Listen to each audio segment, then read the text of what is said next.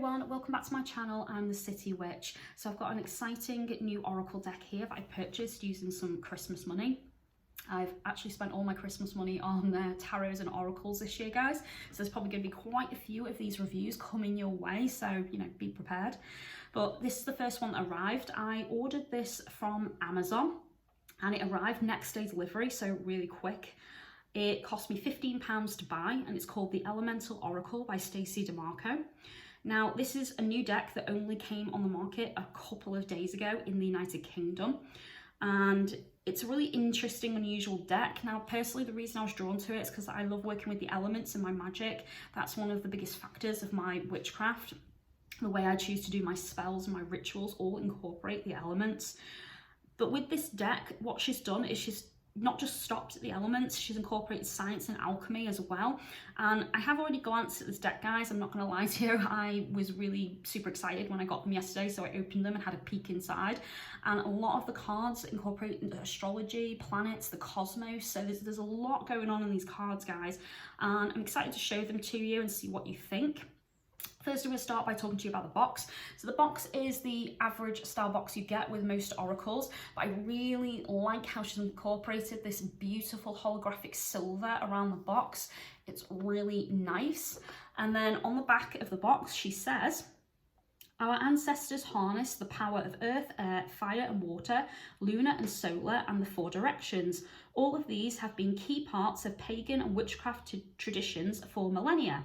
Now we add the alchemy of science, from the smallest atom to the greatest sun, from magnetism to electricity, from the fiercest storm to the stillness of gravity. Now you can connect into these powerful forces, weaving true magic. So there's some beautiful words written on there, a nice statement to tell you what she's incorporated in the deck. So she's not just stopping at the four elements and the directions and working with lunar and solar energies, she's actually choosing to incorporate elements like magnetism and electricity, gravity, planets and the cosmos into this. That's really interesting. So I'm going to show you inside the box now, guys. Now, one of the first things I noted was inside she has this beautiful symbol in the box, and that is in the lid and the base. You get a beautiful full colour guidebook, and the guidebook is really quite basic that you get with most oracle decks, to be honest, guys. Tells me straight away that this is a first edition and it's a new publication that has come out this year. Gives you a list of all the cards. You get an introduction to this deck and how it should be used with guidance on that. She also gives you some spreads. So she gives you a 1-card divination, full moon 3-card draw, 4 elements spread, traditional 7-card spread and a timing spread. Then she dives straight into the cards. Now, as I say, the book is a full colour, so you will get a colour image, the card, what it's about. So this one, being the first one, is the North, which is about expansion. So she'll give you a quick reference, power words to do with that, and then she'll give you a more in-depth reading on the card, and then at the bottom an element that it relates to. So apparently this one relates to air, which again is really interesting because North is earth in traditional witchcraft, not air. So it's interesting that she's choosing to apply the North to air. I found that quite interesting. South, she's gone with fire. The East, she's said air. And the West, she's said earth. So really quite confused why she's done that, because North really should be earth, South should be fire, East should be air, and West should be water. So she's actually not associated any of these with water, the directions. So that suggests to me an imbalance, first of all. So just to warn you guys, there's probably going to be a few things within this book that she's chosen to do differently. I've no doubt she's probably explained herself within the book, but I've not read that yet. So just thought I'd let you know there. So moving on to the deck itself, as I say, you get that symbol again in the bottom of the box. So the deck itself has this beautiful backing that matches the box. So if you look very carefully, you can see the moon phases in between the symbol that she's chosen to use on the back of the cards. The cards are foiled in silver and it's slightly holographic to match the box, which is really nice. The cards are a really good card stock, quite thick and sturdy, which I like. So it's going to take you quite a while before these would wear down or become damaged. I will say when I opened these and ran through them, some of the cards had some of the silver foil little bits on them. Now that's easily rubbed off, but unfortunately it did come on my hands. So, you know, it did rub off easy, but I'm just let you know, guys, that mine came with a few extra little silver bits in it, but they did wipe off really easily. They haven't damaged the cards at all. So the first card we get, number 1, is North, which is expansion.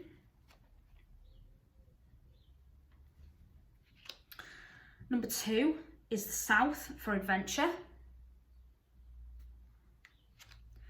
Number 3 is the East for beginnings. Number 4 is West for completion. Number 5, the Equator, to make equal. Now I like that because I love diversity in my cards, and I like seeing different cultures and traditions within them. The more you can fit into a deck, the better as far as I'm concerned.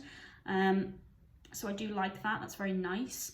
Number 6 is the Sun, which is all about light. That's really interesting. I love the symbology on that, it's lovely.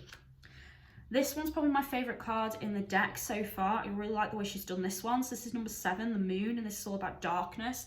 And the woman's hair is actually shrouding the moon and hiding it and cloaking herself and others around her in this darkness. So that's quite lovely, I think. Number 8, Fire, ignition. So this is all about, I suppose, igniting, action, drive. And again, there's symbolisms within this card, within the fire at the top, which is quite nice. Number 9, volcanoes. So this one's a power card. I love that. That's probably one of my second fave. Yeah, that is my second fave actually, guys. I really like that one. And when I saw this card for the first time, this invoked a lot of emotion within me, guys. This is a really emotional card. This is number 10. It's bushfires and it's fury. And straight away it made me think of how destructive fires are, and the bushfire that happened in Australia not so long ago that took ages to douse and sort. People were evacuating their homes, animals were being killed. It was quite horrific. And that really made me think of that and actually brought tears to my eyes when I first saw it. So that's a very emotional card. Number 11, Hearth, comfort. I really like that, it's really cute. I know everyone's probably looking at the baby, but I'm looking at the dog, guys. I'm an animal lover, so I do like that dog, it's very pretty. But I also like how they're in the living room where the fireplace would be, home and hearth, so that's very symbolic and traditional to witchcraft, so I like that one. Number 12, Outer Core, fluidity. Again, a very, very pretty card, very unusual the way it's been done, the water surrounding her. And you think because she's naked, she would feel vulnerable, but she's looking forward confidently and marching towards you. So she's really not bothered she's naked. So I do like that, very nice symbology. Number 13 is Desert, and this is solitariness, and she's sort of a beautiful girl with her back to you on a swing, looking out at the barren desert. So again, symbology there is really nice and interesting. Number 14, Passion. So this is about the soul, and this again is a really lovely card, beautiful colours. I really like the eye symbol that's been used. That is very, very nice, and again invokes a lot of emotion, because I can imagine the water coming out of the eye could be tears, either of joy or sadness. So very nice. Number 15, Earth. So this is about the home, and again this is a really gentle card, not too much symbology on it, but I do like the way her hat is actually connected to the earth and fruit and wildlife. That's really nice. Makes me think a lot of Gaia and Mother Earth, so lovely. Number 16, Mountains. So this is about clarity. So she's lying in the snow, quite still there, and it looks very peaceful, to be honest. So she must be deep in thought. Number 17, the Cave, so protection. Now when I saw this, I thought that it kind of reminded me of the casing to a conker, but when I look deeper, there's actually an egg in the centre, so it's not supposed to look like that, but that's what it reminded me of. So again, quite a symbolic, interesting card. Number 18, Inner Core, solidity. Very, very interesting card. Number 19, Plants. So this is all about growth, and she's chosen to use a reindeer, and the reindeer's back and antlers are all to do with nature, so plants and trees. Very interesting. Number 20, rock. So this is about endurance. And again, this is one of my faves in the deck. I felt a strong connection to that card when I saw it. I also like how the tree is balancing right on the top of the rock formation. So this to me would speak greatly of balance. Number 21, animals, companionship. And again, I really love this card. There are so many cute little animals on this, and the frog looks like he's smiling as well. And I also love that there's a wolf on it, which is my animal. So straight away, really nice. Love that. 22, air. So this is about motion and movement. So again, really nice symbology. She's using horses to represent the movement of the clouds in the air. Number 23, storms, cleansing. Now again, when I really think about this, I love the way she did this, because most people focus on the positive aspect of cleansing, but part of cleansing is letting out your negative emotions in a positive manner. So for those of you who've done some shadow work, you'll know this. And the way she's used thunder and lightning in this really made me think of that, and think about how you go through shadow work and how you learn how to work with your darker emotions and free them in positive, healthy ways instead of negative ways. So that card again spoke volumes to me because of that, so I love that. Number 24, wind. So this one is change. And again, not what I'd have personally used. I expected to see more wind symbolism in this, but actually she hasn't focused too much on that. She's focused on this structural spiral here. So obviously wind does tend to spiral, but here you can see it's a rock formation. And as you look at it very closely, there's lots and lots to see. There's a train track, there's a face, there's a doorway. It kind of looks like there's a person sat there on the end. There's a raven over here. There's a building. So there's a lot going on in that card, guys. So again, a lot of the symbols in these, they're probably going to be better explained in the book, but I've not read the book yet. Number 25, voice. So speak your word. So this is all about, I suppose, speaking your truth and letting your voice shine and not letting it be stilled or silenced. So again, really beautiful symbolism in that card, guys. Number 26, pressure. So this is about transformation, and this is the image she chose to use on the front of the box. I really like that.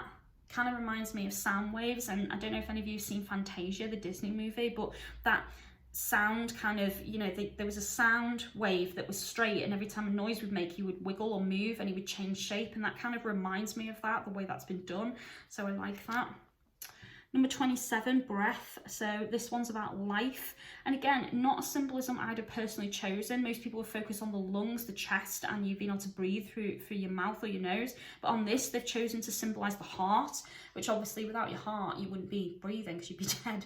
So they've worked in some really, really good symbols into this that really make you think about your body and your experiences. And I do like that one.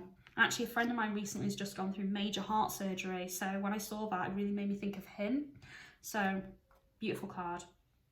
Number 28, music. So this one's about joy and how music brings you joy and happiness, allows you to be able to express yourself, I suppose. So I do like that one. That's nice. Not one of my faves in the deck though, but pretty nonetheless. Number 29 is water. So this is about creation, and they've used a beautiful lady on this one. Look at her hair. Oh, I'm envious of that beautiful white hair. Beautiful lady. Really like that one. Number 30, oceans, bravery. Now again, really interesting that they've chosen to use the word bravery in association with the ocean, and she's standing on the earth and balancing as she's moving through the water. So again, a lot of symbolism going on in that. If you look very carefully, guys, there is a lot of symbolism around her as well, in the air and the birds. So again, another one you have to really look closely at. Number 31, lake. So this one's about depths. And I like the way she split this one up. So you've got the castle and the world above, but then you've got the lady under the water sinking deep within the depths of the water. So again, very symbolic, very pretty. A lot of symbolism I could get from that straight away. Number 32, marine life, richness. And again, this one is really nice. It's incorporated a lot of marine life and animals from the ocean. So we're seeing things like whales, we're seeing seahorses, sharks, lots and lots of jellyfish and fish. I can see some pufferfish, I can see some crabs and lobsters. So there's lots of animals there to incorporate into the symbology of that card. Number 33, ice. So this one's about purity, and again, she's chosen to split it. So you've got the horse on the top there, but you've got the lady underneath the ice there, under the glacier. So that's very, very good. Very nice symbolism in that one as well. Number 34, snow. So this one's about silence. Now she's not chosen to work any people into this one, and this is, you know, probably one of the few cards in the deck where she hasn't put a person on it, but she has chosen to put this, I think it's a rabbit, a white rabbit, but it could also be a white hare right at the bottom, but you have to really look to see it, guys, because it's almost blending with the snow. Number 34, rain. Oh God, I can't say this word, guys. Fecundity? I don't know. Spell F-E-C-U-N-D-I-T-Y. I'm not very good at pronouncing that one. I'm going to have to look that one up, I think, and teach myself a new word. But, you know, we all grow and learn, guys. So this one is about the element of rain. And she's chosen to use as the symbol for the womb a plant growing within this lady. So very interesting symbolism yet again. So the rain can be quite nurturing. So obviously it offers life to the world around it and feeds the plants. So again, nice symbolism. This one, number 36, electricity, wildness. Love that one. It looks like she's being electrocuted, but she's happy about it. So interesting choice of imagery, but I do like it. Number 37, magnetism, attraction. I do like this card, but I think it's a lot plainer compared to the other cards. There's less to get from that, I felt, but I do like the way this child is looking out to the heavens and the cosmos, like there's more to life than what we know as Earth. So again, you can gain a lot of symbolism from that, but I do like that. Now this one spoke volumes to me. Number 38, dark matter, mystery. I love all the dark colours that's been used, and the interesting animal she's chosen to incorporate in this is the butterfly. Not something I've chosen, because the butterfly to me is about transformation, creativity in life, but they've used some very, very interesting colours and symbols on there, and even one of the butterflies is blocking her mouth as if she can't speak. So again, I'm really looking forward to working with that card and figuring it out a little bit more and reading what she has to say. That's very nice and interesting. Number 39 is gravity. So this is about groundedness, and again, she's incorporated a lot of animals in this, and yet again I see the wolf, which is one of my favourite animals, so I really like that. Number 40 is atoms, building. And again, this is really interesting. It's almost like she's sprinkling the atoms from her boat into the ocean. Very interesting symbology has been used there. And I really like that card, how dark it is. Number 41 is time. So this is about discipline. I can see lots of keys and clocks, and the tree here is shaped like a brain. So very interesting. Instantly makes me think of Hecate, who's one of my goddesses. So I love that. Number 42 is speed. So this is about movement, and it looks like what they've done here is they've had someone run and jump, and then they photographed her and slowed it down so you can see the movement in slow motion. So that's really interesting. Again, a lot of interesting symbolism has been used, and at the bottom you can see the earth, but you can see lots and lots of buildings, as if the buildings block us from moving freely. So I could get a lot of symbolism from that one again. And then number 43 is magic. So this is alchemy. Really beautiful card. Again, easily in my top 5 faves in this particular deck. I love the colours that's been used. I really like the symbolism that's been used within the actual energy of the magic there. Really nice. And then the last card is number 44, the Bio-Me connection.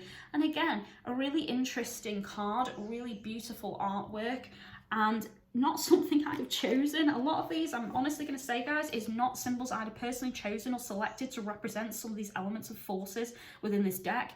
But nonetheless, there isn't a single card that I don't like. There's ones I prefer over others, but I really like how interesting the deck is, how different it is, and I can get a lot from the cards without even reading the book.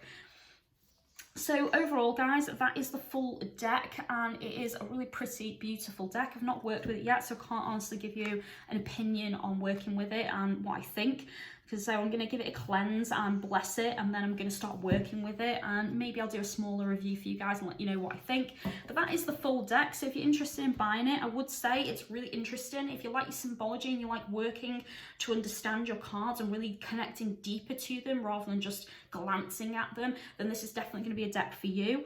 I would advise that this deck probably isn't very good for a beginner, because the symbolism that's been used, you'd have to really know what you're doing and have a few years, I think, under your belt of working with some oracles and understanding the different symbology that can be used. I would definitely say if you're intuitive, this would be a super good deck because of all of the colours and artwork that's been used. I can intuitively picked up a lot of different things in this deck straight away. I mentioned some of them and what I would perceive and use from these cards. I'd say that one to me kind of reminded me of Hecate with all the keys, and I would say, you know, I mean, time isn't really a thing in the universe because it's man-made. So again, lots of energies I can pick up from that card. Keys unlock things or they lock things away. So you're looking at the symbolism that's there, but also what you can get as an extra from that. So this is why I say I think somebody more experienced would benefit from this deck, or definitely someone who's an intuitive or empathic would definitely get a lot from this deck. But if you are a beginner or someone new to the Oracle, I would recommend starting with a simpler deck first and then building up to something like this. But don't be put off. If it's something you're interested in getting, get it and practice, because practice makes perfect, guys. But I would easily say this is a wonderfully beautiful deck, really clever the way it's been done. And if I was going to score it, I would easily score it based on the artwork, its structure and the card stock in the box. Probably a good 7 out of 10. It would probably gain more points out of me the more I use it and start to work with it. So thanks very much for watching, guys. I hope you've enjoyed the video, and if you have, as always, give me that thumbs up, click the bell button, and YouTube will tell you when my next video comes out. If you'd like to follow me on any of my social media, all of the links are in the description as always, and I will probably be doing more Oracle and Tarot card reviews for you since I bought so many this year for Christmas. So check those out when they get posted, guys. Thank you very much for watching. As always, be good to each other, and I'll see you soon. Blessed be.